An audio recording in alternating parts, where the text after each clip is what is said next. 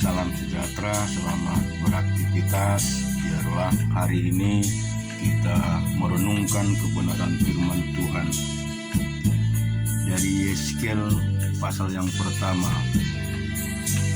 Pada tahun ke-30 dalam bulan yang keempat, pada tanggal 5 bulan itu, ketika aku bersama-sama dengan para buangan berada di tepi sungai Kebar, terbukalah langit dan aku melihat penglihatan tentang Allah. Pada tanggal 5 bulan itu, yaitu tahun kelima sesudah Raja Yoyakim dibuang, datanglah firman Tuhan kepada Imam Yeskiel anak Buzi di negeri orang Kasdim di tepi sungai Kebar, dan di sana kekuasaan Tuhan meliputi dia. Lalu aku melihat sungguh angin badai bertiup dari utara dan membawa segumpal awan yang besar dengan api yang berkilat-kilat, dan awan itu dikelilingi oleh sinar di dalam. Di tengah-tengah api itu kelihatan seperti suasana mengkilat, dan di tengah-tengah itu juga ada yang menyerupai 4 makhluk hidup, dan beginilah kelihatannya mereka menyerupai manusia, tetapi masing-masing mempunyai 4 muka, dan pada masing-masing ada pula ke-4 sayap. Kaki mereka adalah lurus dan telapak kaki mereka seperti kuku anak lembu. Kaki-kaki ini mengkilap seperti tembaga yang baru digosok. Pada ke-4 sisi mereka di bawah sayap-sayapnya tampak tangan manusia mengenai muka, dan sayap mereka berempat adalah begini: mereka saling menyentuh dengan sayapnya. Mereka tidak berbalik kalau berjalan, masing-masing berjalan lurus ke depan. Muka mereka kelihatan begini: ke-4-nya mempunyai muka manusia di depan, muka singa di sebelah kanan, muka lembu di sebelah kiri, dan muka raja wali di sebelah belakang.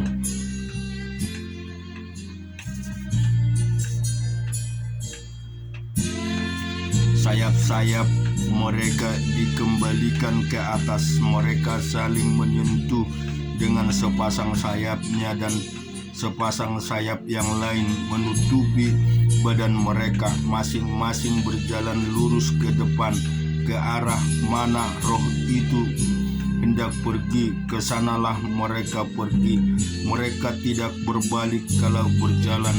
Di tengah makhluk-makhluk hidup itu kelihatan seperti bara api yang menyala, seperti suluh yang bergerak kian kemari di antara makhluk-makhluk hidup itu.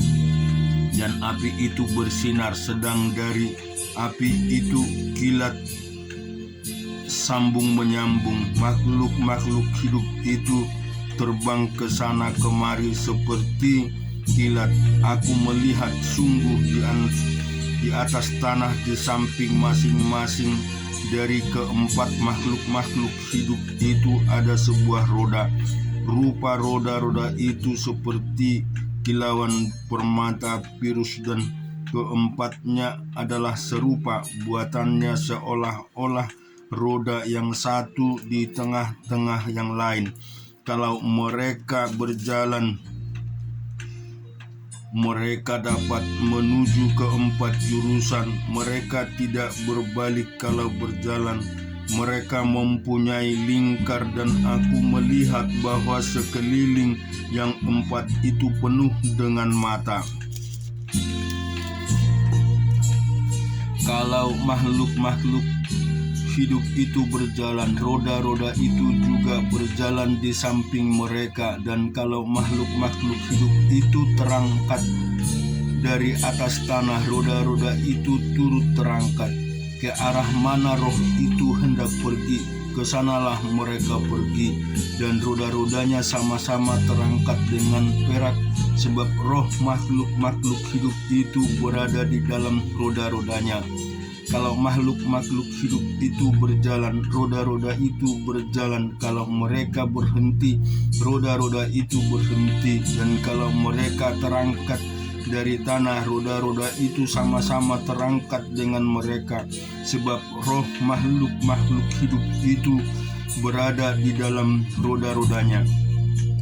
Di atas kepala makhluk-makhluk hidup itu ada yang menyerupai cakrawala yang kelihatan seperti hablur es yang mendahsyatkan, terbentang di atas kepala mereka. Dan di bawah cakrawala itu sayap mereka dikembangkan lurus, yang satu menyinggung yang lain, dan yang masing-masing mempunyai sepasang sayap yang menutupi badan mereka. Kalau mereka berjalan, aku mendengar suara sayapnya seperti suara air terjun yang menderu, seperti suara yang maha kuasa, seperti keributan laskar yang besar. Kalau mereka berhenti, sayapnya dibiarkan terkulai. Maka kedengaranlah suara dari atas cakrawala yang ada di atas kepala mereka. Kalau mereka berhenti, sayapnya dibiarkan terkulai. Di atas cakrawala yang ada di atas kepala mereka ada menyerupai tahta yang kelihatannya seperti permata lazurit, dan di atasnya yang menyerupai tahta itu ada yang kelihatan seperti rupa manusia. Dari yang menyerupai pinggannya sampai ke atas, aku melihat seperti suasa pengkilat dan seperti api yang ditudungi kelilingnya.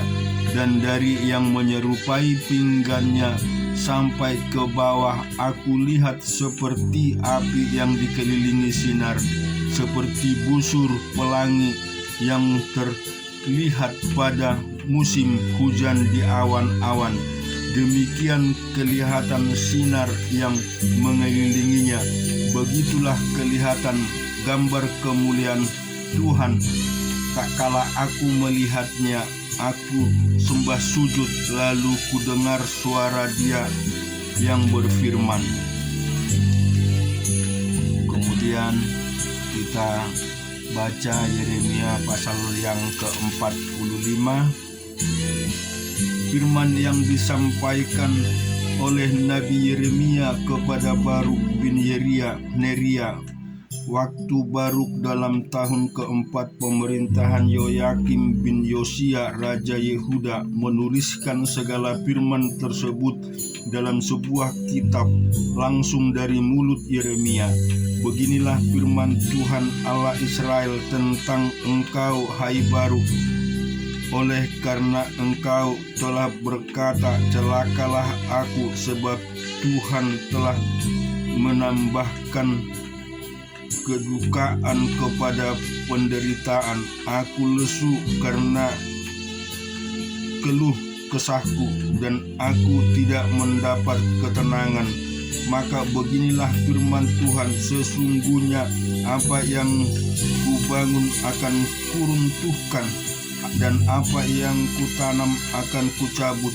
Bahkan sekalipun seluruh negeri masakan engkau mencari hal-hal yang besar bagimu sendiri, janganlah mencarinya, sebab sesungguhnya aku mendatangkan malapetaka atas segala makhluk.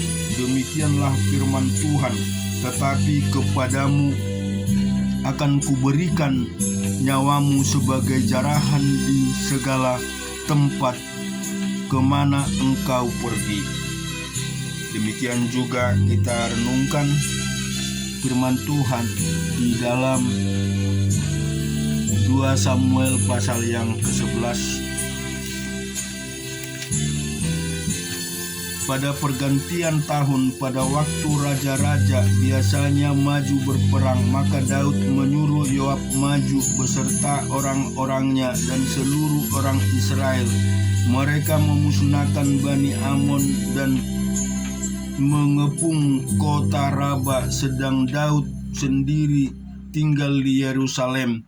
Sekali peristiwa pada waktu petang ketika Daud bangun dan tempat pembaringannya, lalu berjalan-jalan di atas sotoh istana. Tampak kepadanya dari atas sotoh itu seorang perempuan sedang mandi. Perempuan itu sangat elok rupanya. Lalu Daud menyuruh orang bertanya tentang perempuan itu, dan orang berkata itu adalah Batseba binti Eliam, istri Uria orang Het itu. Sesudah itu Daud menyuruh orang mengambil dia. Perempuan itu datang kepadanya, lalu Daud tidur dengan dia. Perempuan itu baru selesai membersihkan diri dari kenajisannya. Kemudian pulanglah perempuan itu ke rumahnya. Lalu mengandunglah perempuan itu dan disuruhnya orang memberitahukan kepada Daud, demikian aku mengandung. Lalu Daud menyuruh orang kepada Yoab mengatakan, suruhlah Uria orang Het itu datang kepadaku. Maka Yoab menyuruh Uria menghadap Daud. Ketika Uria masuk menghadap dia, bertanyalah Daud tentang keadaan Yoab dan tentara dan keadaan perang. Kemudian berkatalah Daud kepada Uria, pergilah ke rumahmu dan basuhlah kakimu. Ketika Uria keluar dari istana, maka orang menyusul dia dengan membawa hadiah raja. Tetapi Uria membaringkan dirinya di depan pintu istana bersama-sama hamba tuannya dan tidak pergi ke rumahnya. Diberitahukanlah kepada Daud demikian. Uria tidak pergi ke rumahnya. Lalu berkatalah Daud kepada Uria, bukankah engkau baru pulang dari perjalanan? Mengapa engkau tidak pergi ke rumahmu? Tetapi Uria berkata kepada Daud, tabut serta orang Israel dan orang Yehuda diam dalam pondok, juga tuanku Yoab dan hamba-hamba tuanku sendiri berkemah di padang. Masakah aku pulang ke rumahku untuk makan minum dan tidur dengan istriku? Demi hidupmu dan demi nyawamu aku takkan melakukan hal itu. Kata Daud kepada Uria, tinggallah hari ini di sini, besok aku akan melepas engkau pergi. Jadi Uria tinggal di Yerusalem pada hari itu. Keesok harinya Daud memanggil dia untuk makan dan minum dengan dia, dan Daud membuatnya mabuk. Pada waktu malam keluarlah Uria untuk berbaring tidur di tempat tidurnya bersama-sama hamba-hamba tuannya. Ia tidak pergi ke rumahnya. Paginya Daud menulis surat kepada Yoab dan mengirimkannya dengan perantaraan Uria. Dituliskannya dalam surat itu demikian, tempatkanlah Uria di barisan depan dalam pertempuran yang paling hebat. Kemudian kamu mengundurkan diri daripadanya supaya ia terbunuh mati.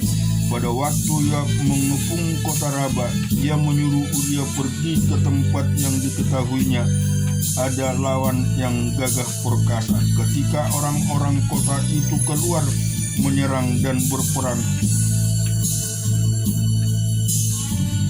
melawan Yoab, maka gugurlah beberapa orang dari anak buah Daud, juga Uria orang Het itu mati.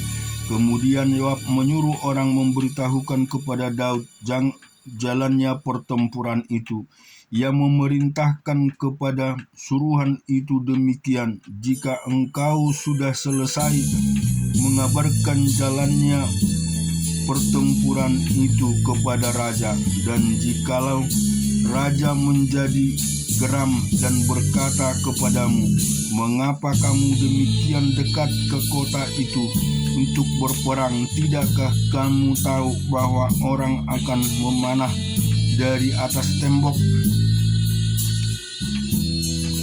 Siapa yang menewaskan Abimelek bin Yerubesek? Bukankah seorang perempuan menimpahkan sepatu kilangan kepadanya dari atas tembok sehingga ia mati di Tebes? Mengapa kamu demikian dekat ke tembok itu? Maka haruslah engkau berkata juga hambamu Uria orang Het itu sudah mati.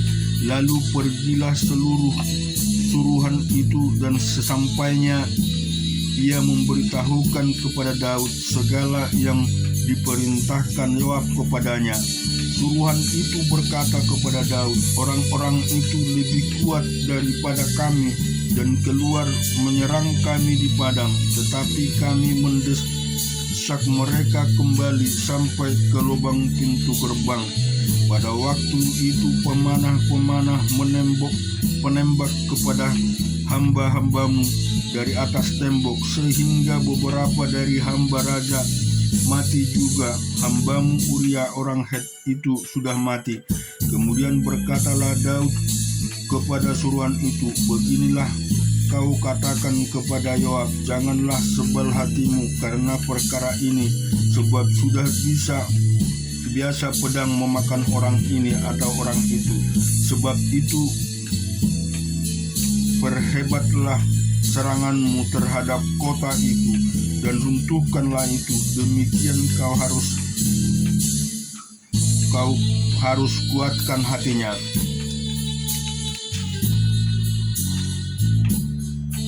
Ketika didengar istri Uria bahwa Uria suaminya sudah mati, maka merataplah ia karena kematian suaminya itu. Setelah lewat waktu berkabung, maka Daud menyuruh membawa perempuan itu ke rumahnya. Perempuan itu menjadi istrinya dan melahirkan seorang anak laki-laki baginya.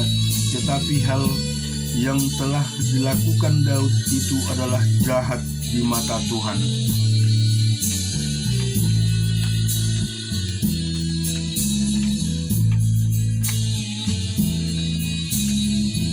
Korintus pasal yang ketiga.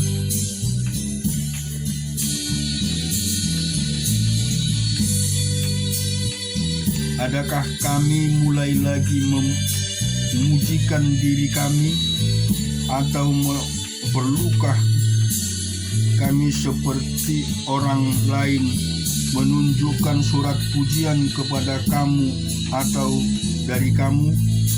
Kamu adalah surat pujian kami yang tertulis dalam hati kami dan yang dikenal dan yang dapat dibaca oleh semua orang. Karena telah ternyata bahwa kamu adalah surat Kristus yang ditulis oleh pelayan kami, ditulis bukan dengan tinta tetapi dengan roh dari Allah yang hidup, bukan pada loh-loh batu, melainkan pada loh-loh daging, yaitu di dalam hati manusia.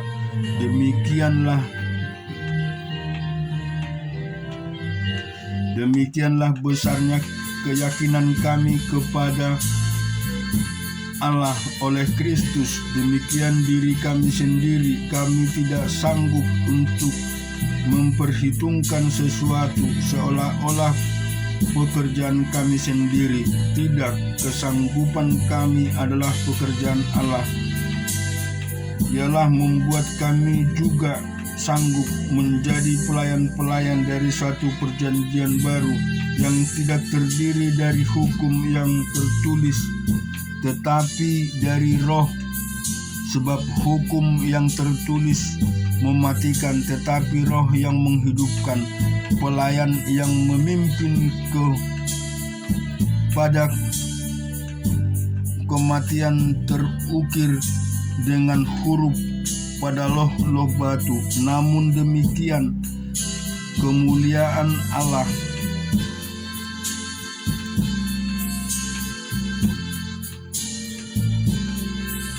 menyertainya waktu ia diberikan. Sebab sekalipun pudar juga cahaya muka Musa begitu cemerlang sehingga mata orang-orang Israel tidak tahan melihatnya. Jika pelayanan itu datang dengan kemuliaan yang demikian, betapa lebih besarnya lagi kemuliaan yang menyertai pelayanan roh. Sebab jika pelayanan yang memimpin kepada hukuman itu mulia, betapa lebih mulianya lagi pelayan yang memimpin kepada pembenaran. Sebenarnya apa yang dahulu dianggap mulia, jika dibandingkan dengan kemuliaan yang mengatasi segala sesuatu itu, sama sekali tidak mempunyai arti.